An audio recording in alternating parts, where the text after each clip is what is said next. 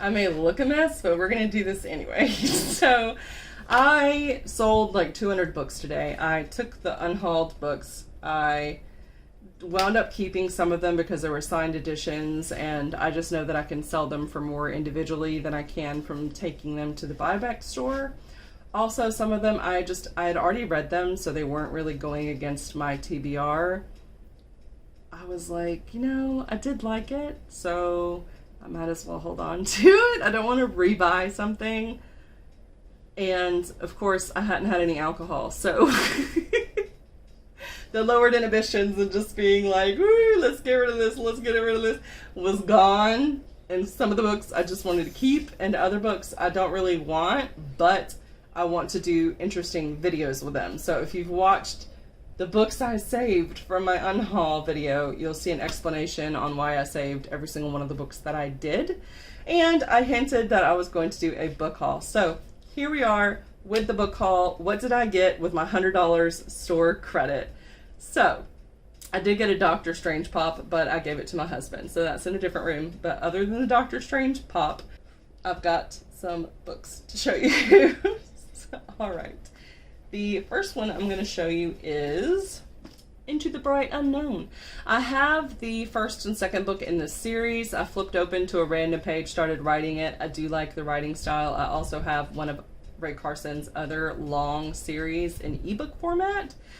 If she does become one of my favorite authors, I know that I'm going to want to continue the rest of the series that I had partially owned. So this was the final book in that series.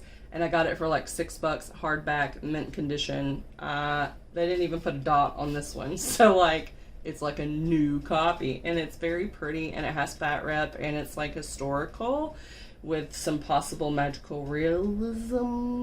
Then I have The Burning Kingdom. This is the second book in the Smoke Thieves series by Sally Green.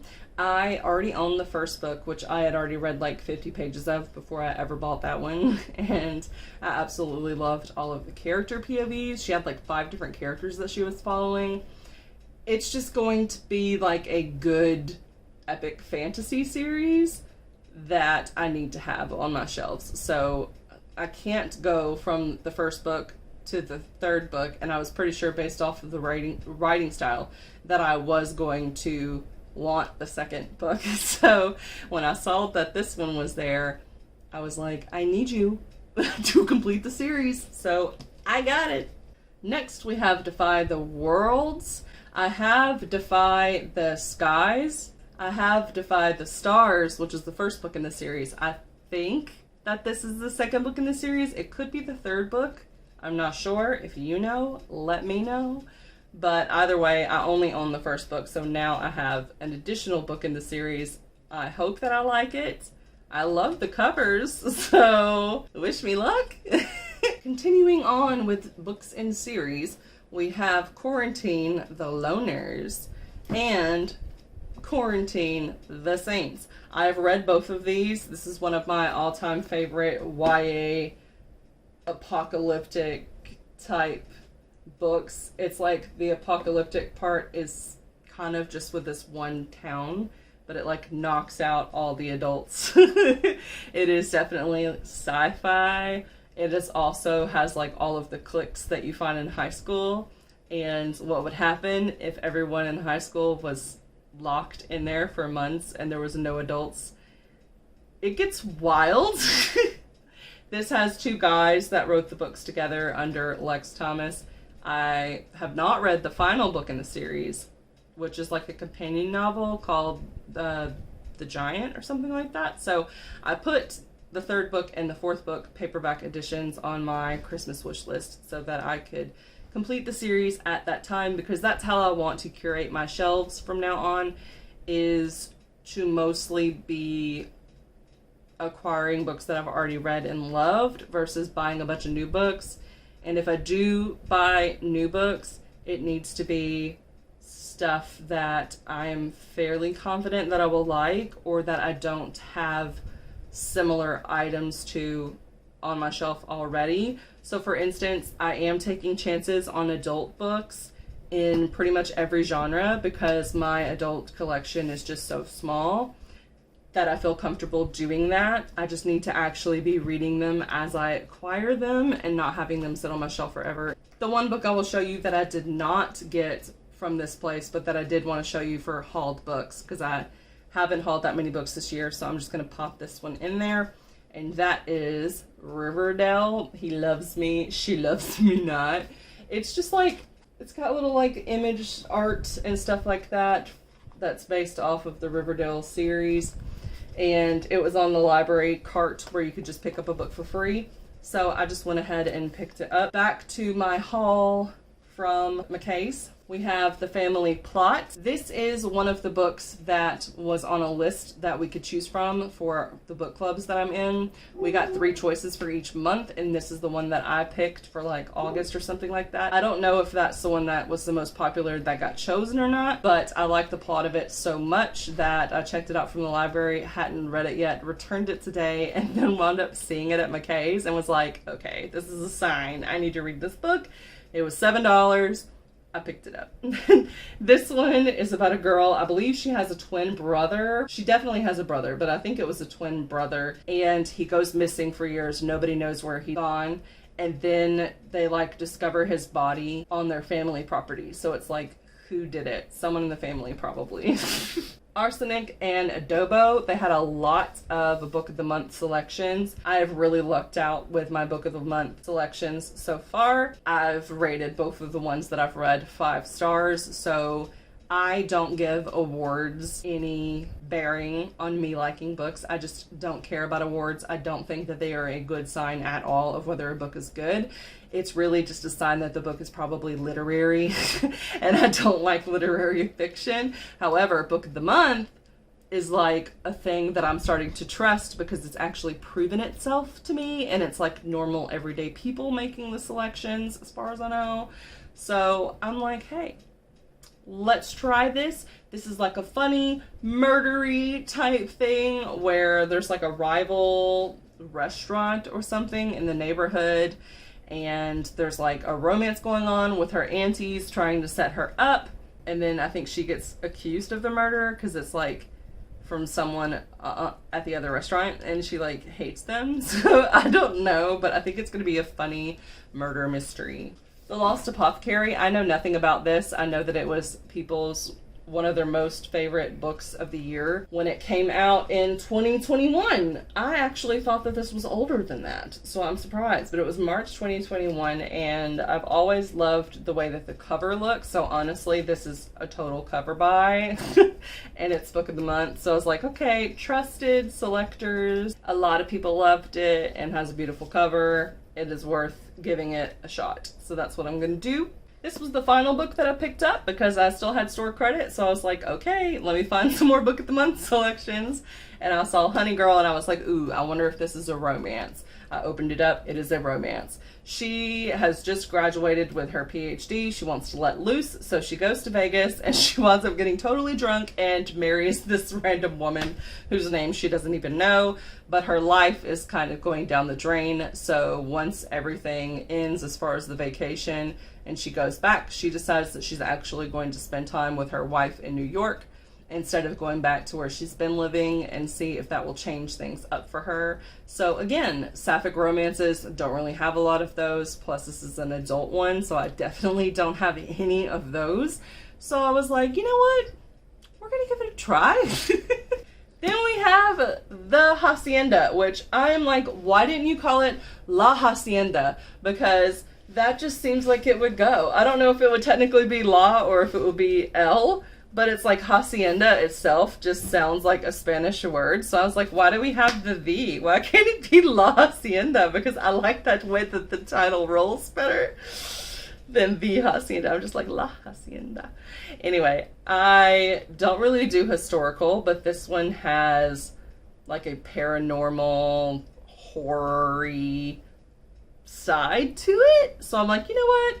If I'm gonna get into that, or like magical realism, something like that, something a little spooky, then I think that this was the one that I'm gonna go with. I had just used like 2 add-ons whenever this one became one of the book of the month selection, so I didn't pick it. But when I saw it there today, I was like, okay, I'm gonna get it. And this one apparently is not the book of the month edition. It's just a normal edition. That's okay. I like the texture of the book of the month covers. I think they're all like the smooth covers. This one is very like rough, scratchy material. A little ASMR. Anyway. But I believe my best friend got this and really enjoyed it, so I'll have to ask her if this is the one that she got and enjoyed, because I have a feeling that it was, but it might have been a different thriller.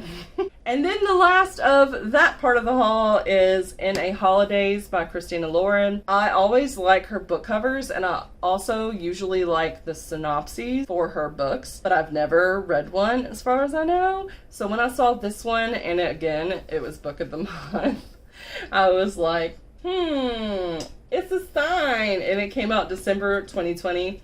I am not going to read this before December or around the holidays. I don't want to read a Christmas book in the middle of summer. It's like 100 degrees outside. It just feels weird to me. I feel like I need to read it in the season. So I'm going to save this for then, but I think it's going to be perfect for then. So yeah, I might just go ahead and like cultivate a December TBR, because I already have like 2 books that I know I'm going to put on there for December that are Christmassy.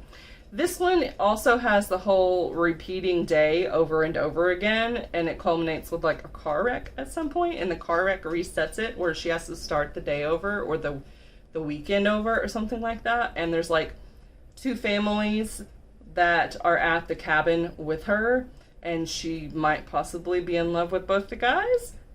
I don't know, but it's the romance, and it's Christina Lauren, which just makes me think funny for some reason, even though I have nothing to go by for that. But anyway, this is the one. I do not write down the ebooks or audiobooks that I acquire during the year, especially with ebooks. I just acquire so many, and most of the time they're free ones that I get. I just get notified by BookBub that they're available for free, and I get them. But I did pay full price for an ebook, and that ebook was Heartstopper Volume 3. Do I have Heartstopper Volume 1, Volume 2, or Volume 4? No. But for some reason, my library did not have Volume 3, and Barnes & Noble didn't have any of the physical copies for me to do it. The used bookstore didn't have any of the physical copies. And so many people have loved the series that they're not even going to have more copies at Barnes & Noble until August. So if I wanted to continue the series and read the 4th volume, that meant I had to pay $9.99 for a graphic novel ebook. Let me just put it this way, okay? I have purchased 4 books that were $8.99 ebooks or above. 4 in my life. Because I just think that that price is stupid. It's an ebook. It's electronic. It should not be that cost. That's ridiculous. It's just highway robbery. But and that's coming from an author who writes books, and I'm just like, that's highway robbery. You should not be charging that much. It's just, that's ridiculous. If you're going to be charging that much, it needs to be like an 800-page book. Then we can talk. But anyway, I got it, and of course I wanted to be like a bunch of other people and just read and return, since it wasn't available at my library, and I do not buy $9 book. But I am an ethical person, so I did not return it. I kept it, and luckily it was a really good volume. So I'm like, okay, well, you know, I wanted to buy the physical copies. Like, I've been wanting to get the physical copies, but they're ridiculously priced for the sizes, because they're not that many pages long. And I'm just like, again, I don't agree with like traditionally published where they've got a bunch of money. They don't need to be charging $15 a copy for tiny books. I'm like, the only people who should be charging $15 for paperback copies are indie authors. I'm just saying, because it's all print on demand, and so you're not really like getting a lower discounted price for your author copies in the way that a traditional publisher would. If they're ordering like thousands of copies, they're probably not paying that much per book So that's why I'm like, yeah, it's justified for an indie book to cost more physically than a traditionally published book, because you gotta make your money back. But anyway. Then for the rest of these books, I'm going to tell you the other books that I hauled for this year, but I'm not going to show you simply because I don't want to pull stuff off my shelf that's already in place. So I'm just going to tell you what those books are. We have Ship It. I got this one off of the Leave One, Take One shelf at the library. This is an LGBT romance where the girl ships these two characters in a TV show, and she thinks that they're like a gay couple, and the actor is like, hell no, my character is not gay. And she's like, well, why not? Like, there's all these signs. And she basically becomes someone to kind of like help the show get their reputation back or something after the actor says all that. And there's like a romance with her and some other girl on set, I think. It just looks cute, and it's got like the whole Comic-Con atmosphere too, so yeah. Then I got When My Sister Started Kissing, which I already read, and I took it back to the library on the Take One, Leave One shelf, which is where I got it. It was good, but I don't plan on rereading it again. For Book of the Month, I got The Dating Plan, not knowing that it was the second book in the series. The first book is The Marriage Pact, or the marriage game. So I need to read that one before I read the dating one, but I might just go ahead and buy the first one so that I have it. But I did get my library to get it for me, so maybe I should just read it and make sure it's 5-star. But I also don't want it to suck and then me not read the one that I already bought. So I'm like, what do I do? Do I read the series out of order just in case it sucks so that I don't waste my time on another of the books? I don't know what to do, y'all. I don't know what to do. Then I got Breathless. This is one where she like climbs a mountain with this guy, and I think she's a reporter or something. And he's like, the only way I'm going to give you the story is if you go up the mountain with me. And she has like 0 training. That's all I know. I love mountain type stories. It's kind of like horror to me, just to be in a death-defying situation where helicopters and planes can't rescue you because the air is too thin, so you can die and they just leave your body. That is horror to me. I won Here for the Drama arc through Goodreads, and it's about a girl who goes with her playwright person to go direct this play, and she has a son, I believe. They're not supposed to fall for each other, but they do. And she's basically having to run the show, so conflict of interest. They're having to keep it all a secret, and it's going to be great. The Kiss Quotient. So I've already read this one, however, I didn't own it, and I just recently bought the second and third book in the series, so I had to have it. I'm sure y'all all know about this. It's a slightly erotic adult romance with autism rep. So then I got the Stardust Thief. This is an Aladdin retelling that was the book of the month, so enough said. I got Reverie. Don't really know anything about it. I also got 4 Days of You and Me, People Like Us, and If I Am Being Honest from Ann Ollie's. So it was super cheap, and I just went in there one day and I saw them and I got them.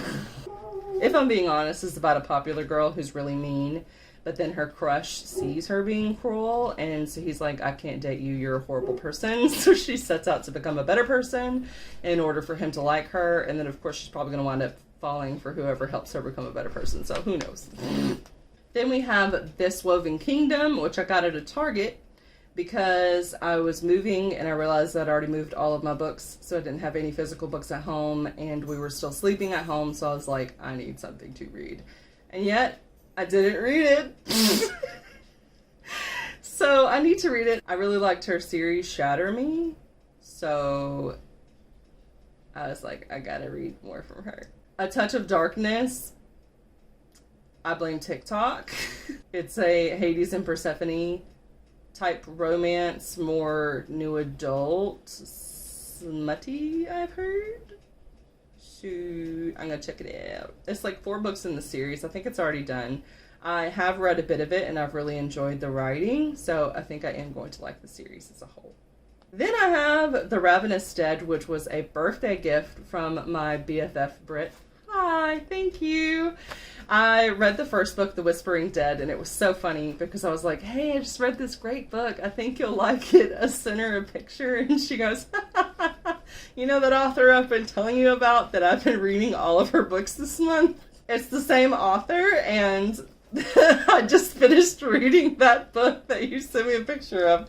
I was like, oh, okay. And then I was like, I need the next one. I need the next one. She was like, yeah, me too. And both of our birthdays are in March. So she sent me the copy for my birthday. Perfect gift. I still haven't read it yet, so I need to get on it. But I've been finishing up other book series that I'd already started, which is why I haven't gotten to it yet, because it hasn't been that long since I read the first book. So I wanted to give a little bit of a gap and then dive in. Then I also had hauled Ice Planet Barbarians and Barbarian Aliens. I've already read Ice Planet Barbarians, really enjoyed it. I'm reading Barbarian Aliens this month as part of my TBR. So hopefully I'll enjoy it, and then I'll be waiting for the third book to come out traditionally, because I really like the paperback covers that they're doing for the series. Whereas I do not like the ebook covers that are currently on it, because it is like an indie series that is given away subsidiary rights in order to be traditionally published with physical copies.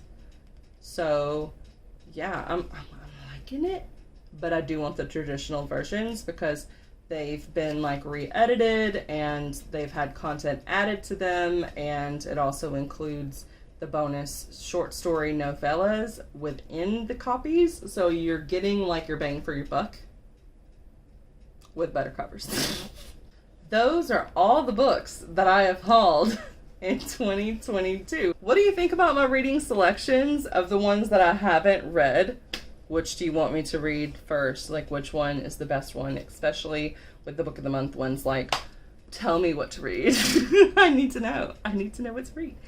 But that is all I have for you now, so I will see you guys later. Bye!